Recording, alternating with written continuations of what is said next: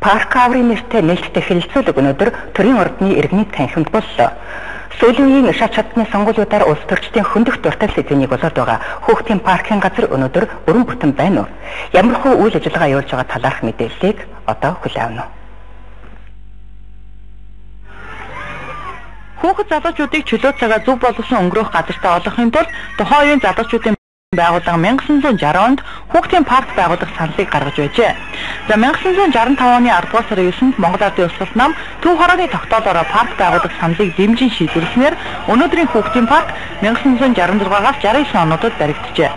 За анх төлөвлөгдсөн болон одоо байгаа газар нь 35 га газраа. Үүний 4 га нь МСС Монгоран Сөүл группийн мэдэл, үлдсэн 31 га нь Бод группийн мэдэл байгаа. Хүүхдийн парк төрийн мэдлээс гарсан он нь 2005 он байгаа. За энэ ч учир шалтгаантай. Ардчлалын он жилүүдэд төрийн өмчийн эзэмгүүдсэн шуурганд хүүхдийн парк зөртөж 2000-ад оны дунд үе гэхэд нийт тоглоомын 90-95% нь ашиглагдах харагдахгүй болон хуучирч муудаж аюултай зэрэглэлд хүрчээ. За нийслэл цаашид паркыг санхүүжүүлж засварлаж аваад явах аргагүй болсон тул хувьчиллийн зарчмаар үйл ажиллагааны үр дүнгийг сайжруулах нь зөвөө гэж үзсэн байна. Ингээд 2005 оны 9 сарын 21-нд тухайн нийслэлийн иргэдийн төлөөлөгчдийн хурлын шийдвэрээр үндэсний соёл амралтын хүрээлэн татан буулгаж Монголын Бод групп Японы Иточи корпорацийн хамтлагийн компани шилжүүлэн ашиглалтын зөвшөөрлийг нөгчээ. За энэ үед паркын 35 га газрын 32 га нь албаасаар шилжсэн ч дараа нь 1 га газар алджээ. Үндэсний соёл амралтын хүрээлэнгийн үйл ажиллагааг сэргээх төсөл хэрэгжиж өнөөдөр 8 гадны шинэ тоглоом байгуулсан. 4 гад нь нэмж галзуу хулган гисмэд тоглоом байгуулж байна гэж төслийн удирдагч хэллээ. За үлдсэн 19 гад нь удирдлын нөлөөллөөс үл хамаарах дотоод тоглоом болон ногоон байгууламж, ресторан, кафе ажиллуулахаар төлөвлөжээ. Монголын залуучуудын холбооноос санаачлан хийсэн парк аврын нээлттэй хэлэлцүүлэлт ирж оролцсон. За одоо паркын газар дээр үйл ажиллагаа явуулж байгаа. Өөрөөр хэлбэл паркын газраас сумсгалсан гэж хадгалж байгаа компаниудын тал талаас өгсөн мэдээлэлээс сая дурддагдсан түүхээ.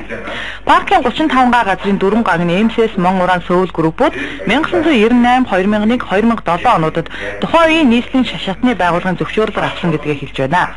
За анх газар олгож байх үеийн зөвшөөрлүүд бүгд хүүхэд залуусын амралт чөлөө цагийг өнгөрүүлэх хүрээнд теннисний талбай бассейн барих, их Монгол улс байгуулагчны айд зориулсан цогцлбор барих нэрийн дор байдаг ч манай улсад хууль хэрэгжихээ байсны гашуун үнээр бүгд өнөөдөр зориулалтаа өөрчилжээ. Паркын газраас хулгайсан гэж хэлэхэд хэцүү ч өнөөдөр эдгээр компаниуд бүгд албан ёсны зөвшөөрөлтөй бол зөвшөөрөлтөй гадны хөрөнгө оруулалтыг татаж $40 сая долларын хөрөнгө оруулалт хийчихсэн байгаа нь асуудлын гол болоод байна.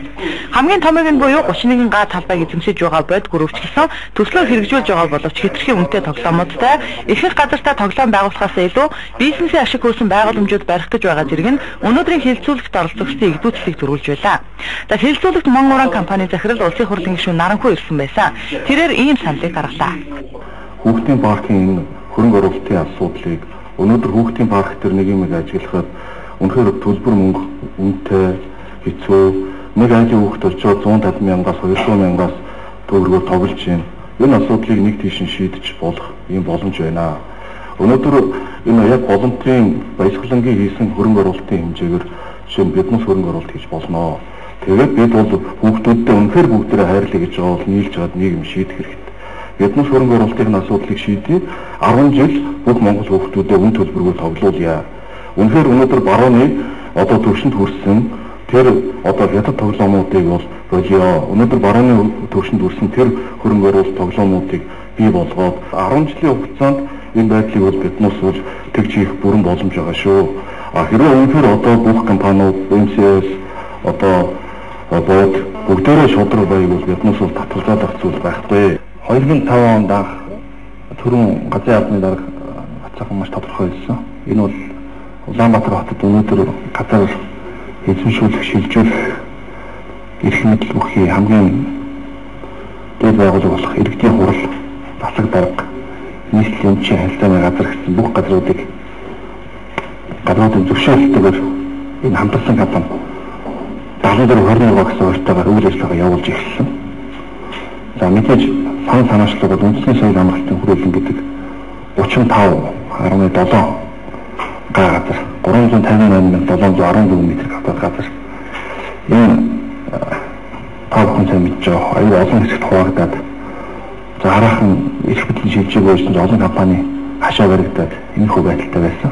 Одоо бид иргэдийн хурлын тухайд гаргасан шийдвэрийг хамгийн дэд шийдвэр байсан гэж бодож байгаа. Таахан мэдж байгаа, багад болж шиг сайн мэдж байгаа олон жил паркын дарга хийсэн Үнэхээр байгууллагын тоглоомууд ажиллахад ажиллахгүй нөхөс.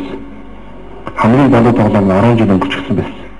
Ямар ч энэ удаагийн хилцүүлгээр хүүхдийн паркын өнөөдрийн байдлыг ийхүү салбар бүрийн төлөөлөл авч мэдээллээ. Дараагийн удаад паркын чигээрээ үйл ажиллагаа явуулах уу?